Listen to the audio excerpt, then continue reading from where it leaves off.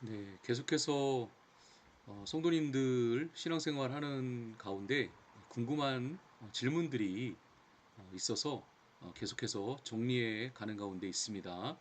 오늘은요, 모든 죄를 회개해야만 구원을 받을 수 있나요? 라는 질문으로 함께 나눠보도록 하겠습니다. 여러분들도 아마 이 모든 죄를 회개해야 구원을 받을 수 있나요? 라는 이 질문을 어쩌면 여러분들도 생각해 본 적이 있으실지 몰라요. 종종 우리가 이런 질문을 하곤 하는 것 같습니다.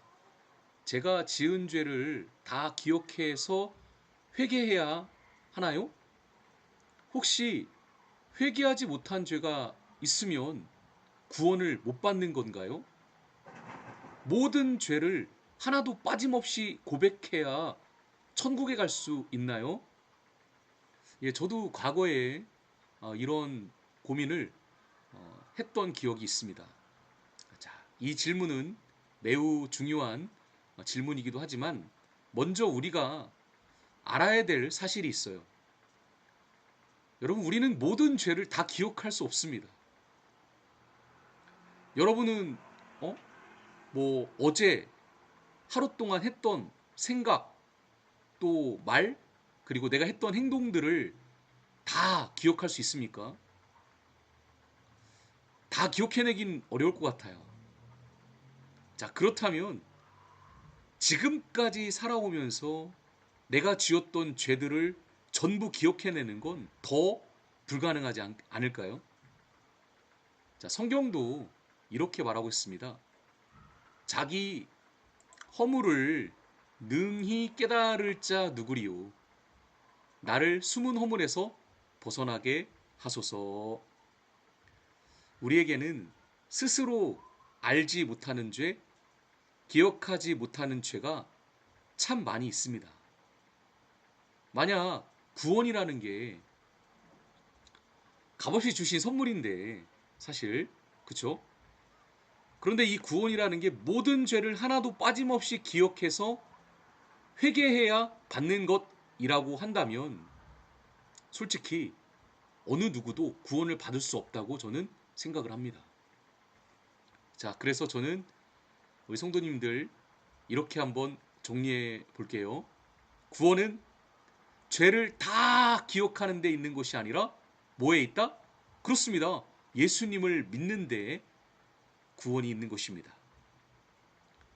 자, 그림을 보면서 한번 제가 설명을 해볼게요. 어떤 사람이 큰 빚을 졌습니다. 얼마큼 빚을 졌는지 몰라요. 그런데 누군가가 와서 모든 빚을 대신 갚아줬습니다. 자, 여기서 굉장히 중요한 것은 빚의 항목을 전부 기억하는 것이 아니라 대신 빚을 갚아준 사람을 믿고 그 은혜를 받아들이는 것입니다. 우리의 죄도 마찬가지예요. 예수님께서 십자가에서 우리의 죄값을 대신 다 치러 주신 줄로 믿습니다. 조금 신학적인 용어로 속량, 대속하셨다 이렇게 우리가 표현을 하는 것입니다. 과거의 죄, 현재의 죄, 우리가 미처 기억하지 못하는 모든 죄까지도 우리 예수님께서 십자가에서 대신 담당하신 줄로 믿으시기를 바랍니다. 그래서 구원은 내가 죄를 얼마나 많이 기억하고 기억해서 고백했느냐가 아니라 예수님을 구주로 믿느냐에 달려 있습니다. 너무나 잘 알고 있는 구절 있지 않습니까? 주 예수를 믿으라. 그리하면 너와 내 집이 구원을 받으리라. 자, 그렇다면 여러분 회개가 필요 없을까요? 물론 아니죠. 회개는 매우 중요합니다. 하지만 회개는 구원을 얻기 위한 공로가 아닙니다. 회개는 하나님께 돌아오고자 하는 마음의 변화인 것입니다.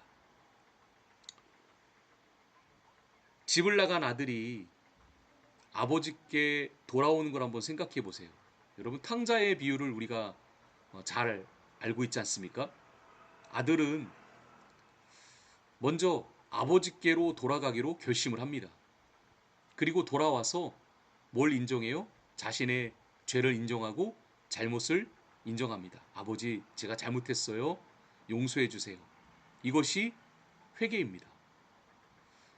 회개는 죄를 완벽하게 정리한 후 하나님께 가는 것이 아니라 죄인인 그대로 하나님 앞에 나아가는 것입니다.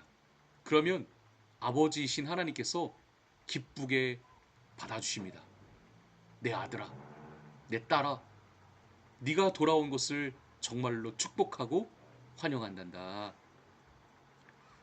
의인을 부르러 온 것이 아니요 죄인을 부르러 왔노라. 참 이 구절이 너무나 은혜가 되는 것입니다. 우리는 알고 있습니다. 예수님 옆에 십자가에 달렸던 강도를 우리가 잘 알고 있어요. 솔직히 그 강도는요, 예수님을 알고 지냈던 사람이 아니라 평생 죄를 짓고 산 사람입니다. 그래서 그 죄를 하나하나 다 고백할 시간도 솔직히 없었어요. 근데 그 순간 예수님께 그 강도가 말했습니다. 예수여, 당신의 나라에 임하실 때에 나를 기억하소서라고 말입니다. 그때 우리 예수님께서 그 고난 중에도 이렇게 말씀하십니다. 오늘 네가 나와 함께 낙원에 있으리라. 그 강도는요, 자신의 죄의 목록을 전부 나열하지 못했습니다.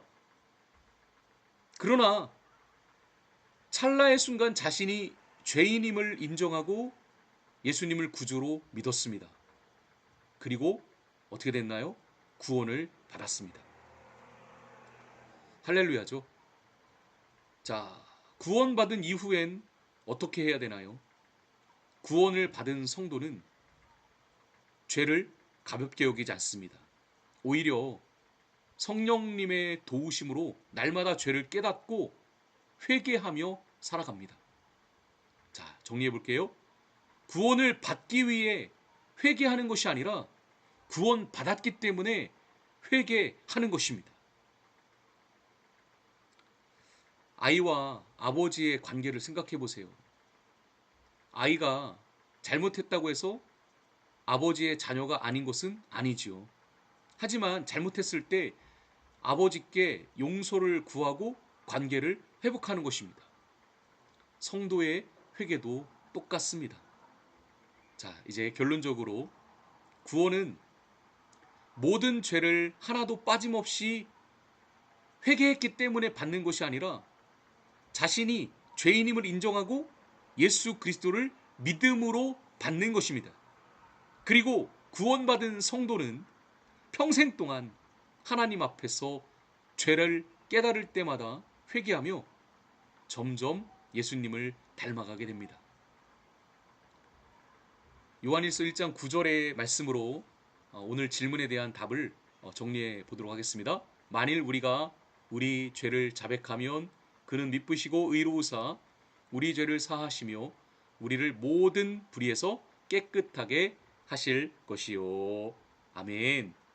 사랑하는 여러분, 구원은 완벽한 회개의 양에 달린 것이 아니라 완전한 구주이신 예수님께 달려 있다는 사실을 기억하시면서 오늘도 믿음 가운데 승리하시기를 바라겠습니다. 샬롬.